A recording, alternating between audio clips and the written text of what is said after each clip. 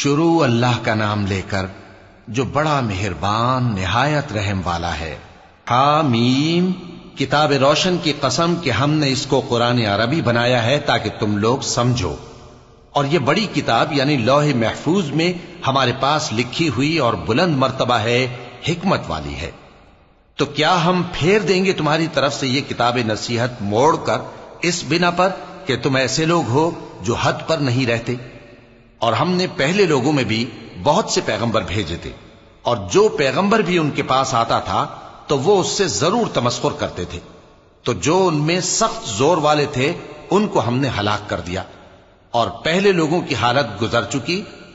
اور اگر تم ان سے پوچھو کہ آسمانوں اور زمین کو کس نے پیدا کیا ہے تو کہہ دیں گے کہ ان کو غالب اور علم والے اللہ نے پیدا کیا ہے، جس نے تمہارے لیے زمین کو بچھونا بنایا اور اس میں تمہارے لیے رستے بنائے تاکہ تم راہ راست پر چلو، اور جس نے ایک اندازے کے ساتھ آسمان سے پانی نازل کیا، پھر ہم نے اس سے مردہ زمین کو زندہ کیا، اسی طرح تم زمین سے نکالے جاؤ گے۔ اور وہی ہے جس نے سب چیزوں کے جوڑے بنائے اور تمہارے لیے کشتیاں اور چوپائے بنائے جن پر تم سوار ہوتے ہو تاکہ تم ان کی پیٹھ پر چڑھ بیٹھو، اور جب اس پر بیٹھ جاؤ پھر اپنے پروردگار کے احسان کو یاد کرو اور کہو کہ وہ ذات پاک ہے جس نے اس کو ہمارے زیر فرمان کر دیا، اور ہم میں طاقت نہیں تھی کہ اس کو بس میں کر لیتے، اور ہم اپنے پروردگار کی طرف لوٹ کر جانے والے ہیں۔ اور انہوں نے اس کے بندوں میں سے اس کے لیے اولاد مقرر کی، بے شک انسان سراسر ناشکرا ہے۔ کیا اس نے اپنی مخلوقات میں سے خود تو بیٹیاں لیں اور تم کو چن کر بیٹے دے دیے؟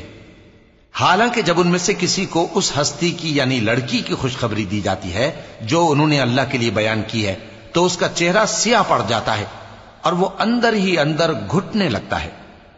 کیا وہ ہستی جو زیوروں میں پرورش پائے اور جھگڑے کے وقت بات نہ کر سکے اللہ کی اولاد ہو سکتی ہے؟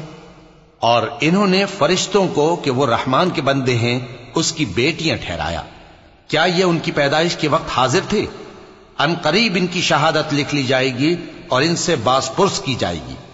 اور کہتے ہیں اگر رحمان چاہتا تو ہم ان کو نہ پوچھتے، ان کو اس کا کچھ علم نہیں، یہ تو صرف اٹکلیں دوڑا رہے ہیں۔ یا ہم نے ان کو اس سے پہلے کوئی کتاب دی تھی کہ یہ اس سے استدلال کرتے ہوں؟ بلکہ کہنے لگے کہ ہم نے اپنے باپ دادا کو ایک طریقے پر پایا ہے اور ہم انہی کے قدم بقدم چل رہے ہیں، اور اسی طرح ہم نے تم سے پہلے کسی بستی میں کوئی خبردار کرنے والا نہیں بھیجا مگر وہاں کے خوشحال لوگوں نے کہا کہ ہم نے اپنے باپ دادا کو ایک راہ پر پایا ہے اور ہم قدم بقدم انہی کے پیچھے چلتے ہیں۔ پیغمبر نے کہا اگرچہ میں تمہارے پاس ایسا دین لایا ہوں کہ جس رستے پر تم نے اپنے باپ دادا کو پایا وہ اس سے کہیں زیادہ سیدھا رستہ دکھاتا ہو، تو کہنے لگے کہ جو دین تم دے کر بھیجے گئے ہو ہم اس کو نہیں ماننے کے، تو ہم نے ان سے انتقام لیا، سو دیکھ لو کہ جھٹلانے والوں کا انجام کیسا ہوا۔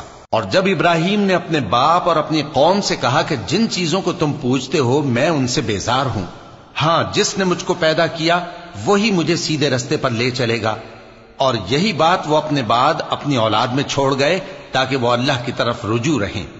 بات یہ ہے کہ میں ان کفار کو اور ان کے باپ دادا کو مال و متاع دیتا رہا یہاں تک کہ ان کے پاس حق اور صاف صاف بیان کرنے والا پیغمبر آ پہنچا، اور جب ان کے پاس حق یعنی قرآن آیا تو کہنے لگے کہ یہ تو جادو ہے اور ہم اس کو نہیں ماننے کے، اور یہ بھی کہنے لگے کہ یہ قرآن ان دونوں بستیوں یعنی مکے اور طائف میں سے کسی بڑے آدمی پر کیوں نازل نہ کیا گیا؟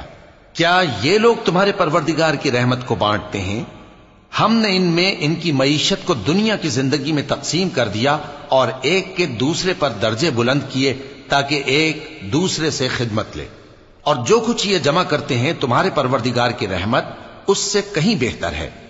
اور اگر یہ خیال نہ ہوتا کہ سب لوگ ایک ہی جماعت ہو جائیں گے تو جو لوگ اللہ سے انکار کرتے ہیں ہم ان کے گھروں کی چھتیں چاندی کی بنا دیتے اور سیڑھیاں بھی جن پر وہ چڑھتے، اور ان کے گھروں کے دروازے بھی اور تخت بھی جن پر تکیہ لگاتے ہیں، اور یہ سب چیزیں سونے کی بھی بنا دیتے، اور یہ سب دنیا کی زندگی کا تھوڑا سا سامان ہے، اور آخرت تمہارے پروردگار کے ہاں پرہیزگاروں کے لیے ہے۔ اور جو کوئی رحمان کی یاد سے آنکھیں بند کر لے یعنی تغافل کرے ہم اس پر ایک شیطان مقرر کر دیتے ہیں تو وہ اس کا ساتھی ہو جاتا ہے، اور یہ شیطان ان کو رستے سے روکتے رہتے ہیں اور وہ سمجھتے ہیں کہ وہ سیدھے رستے پر ہیں، یہاں تک کہ جب وہ ہمارے پاس آئے گا تو اس شیطان سے کہے گا کہ اے کاش مجھ میں اور تجھ میں مشرق و مغرب کا فاصلہ ہوتا، تو برا ساتھی ہے۔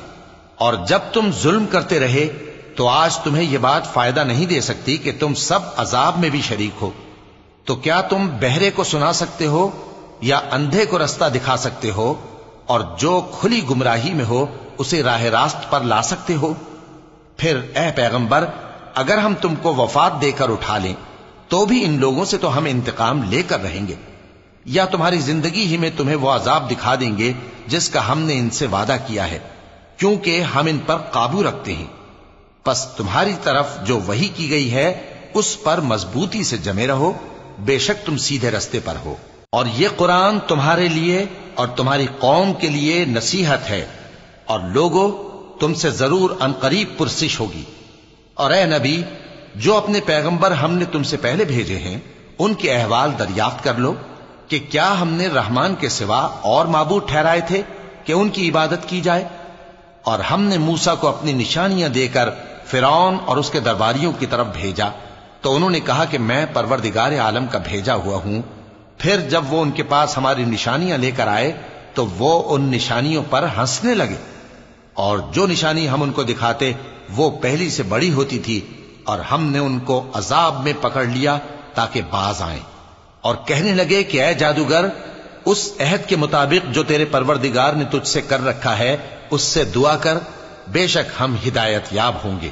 سو جب ہم نے ان سے عذاب دور کر دیا تو وہ عہد شکنی کرنے لگے، اور فرعون نے اپنی قوم سے پکار کر کہا کہ اے قوم، کیا مصر کی حکومت میرے ہاتھ میں نہیں ہے، اور یہ نہریں جو میرے محلوں کے نیچے بہ رہی ہیں میری نہیں ہیں؟ کیا تم دیکھتے نہیں؟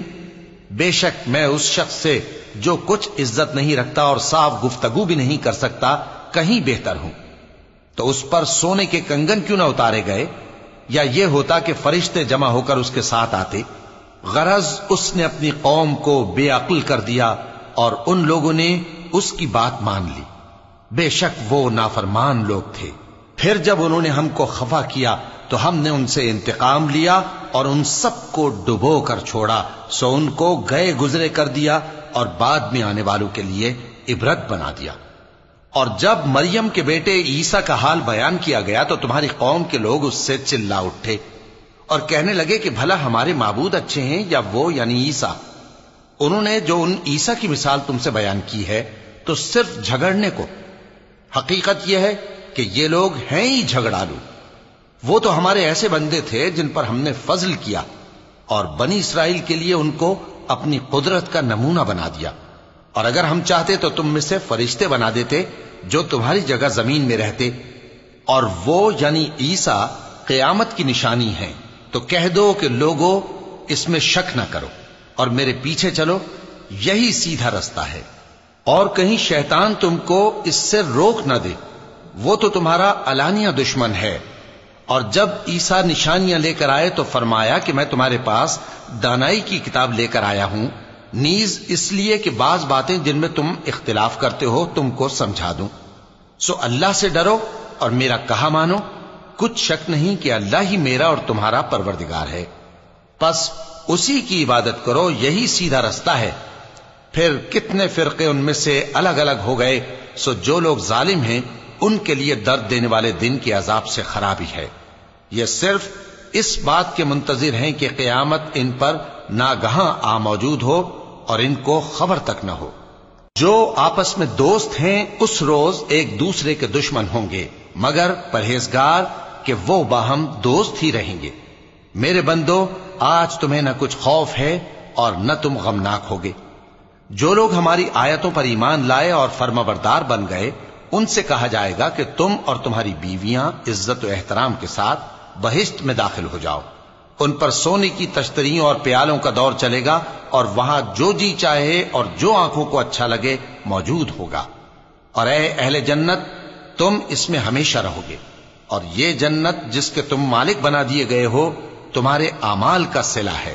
یہاں تمہارے لیے بہت سے میوے ہیں جن کو تم کھاؤ گے اور गुनाहगार यानी कुफ्फार हमेशा दोजख के अजाब में रहेंगे, जो उनसे हल्का न किया जाएगा और वो उसमें नाउम्मीद होकर पड़े रहेंगे। और हमने उन पर जुल्म नहीं किया, बल्कि वही अपने आप पर जुल्म करते थे। और वो पुकारेंगे कि ऐ मालिक, ऐ दोजख के निगरां, तुम्हारा परवरदिगार हमें मौत ही दे दे। वो कहेगा कि तुम हमेशा इसी हालत में रहोगे, हम तुम्हारे पास हक लेकर पहुंचे, लेकिन तुम में से अक्सर हक से नाखुश होते रहे। क्या उन्होंने कोई बात ठहरा रखी है? तो हम भी कुछ ठहराने वाले हैं। क्या ये लोग ये ख्याल करते हैं कि हम इनकी पोशीदा बातों और सरगोशियों को सुनते नहीं? क्यों नहीं, सब सुनते हैं, और हमारे फरिश्ते इनके पास इनकी सब बातें लिख लेते हैं। कह दो कि अगर रहमान के लिए औलाद हो तो मैं सबसे पहले उसकी इबादत करने वाला हूं। ये जो कुछ बयान करते हैं, आसमानों और जमीन का मालिक, जो अर्श का भी मालिक है, उससे पाक है। तो इनको बकबक करने और खेलने दो, यहां तक कि जिस दिन का इनसे वादा किया जाता है उसको देख लें। और वही आसमानों में भी माबूद है और वही जमीन में भी माबूद है, और वो हिकमत वाला है, इल्म वाला है। और वो बहुत बाबरकत है जिसके लिए आसमानों और जमीन और जो कुछ इन दोनों में है सबकी हुकूमत है, और उसी को क़यामत का इल्म है, और उसी की तरफ तुम लौट कर जाओगे।